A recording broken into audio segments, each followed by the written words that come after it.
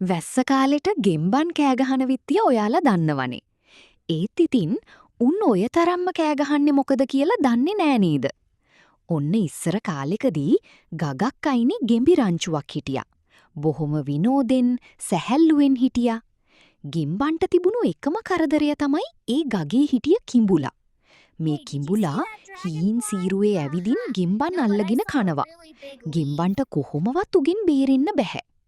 ඉතින් අන්තිමේදී උන් එකතු වෙලා තීරණයක් ගත්තා. මොකක්ද දන්නවද මේ තීරණය?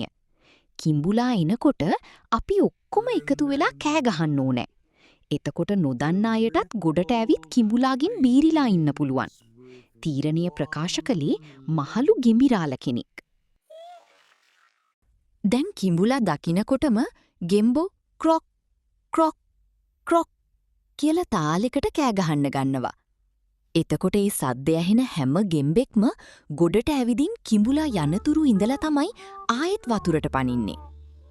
දැන් ගෙම්බන්ගේ මේ සංගීත කණ්ඩායම හින්දා කිඹුලාට කිසිම ගෙම්බෙක් අල්ලගන්න ලැබෙන්නේ නැහැ. ඔය විදිහට සිදුවෙද්දී දවසක් මහා වැස්සක් ඇවිත් ගම් වතුරක් ගලලා ගග බොර පාට වුණා. කිඹුලා බොර පාට මඩ වතුරේ නොපෙනී ඇවිත් ගෙම්බන් අල්ලගන්න පටන් ගත්තා. වතුර බොර හින්දා ගෙම්බන්ට කිසි දෙයක් පේන්නේ නෑනේ. දැන් ආයමත් ගෙම්බන් අඩුවෙගෙන යනවා. අන්තිමේදී උන් තීරණයකට ආවා. වැස්ස දවස්වලට නොකඩවාම කෑගැසීම තමා තීරණය. ඒක තමයි වැස්ස දවස්වලට තාමත් ගෙම්බන් කෑ ගහන්නේ.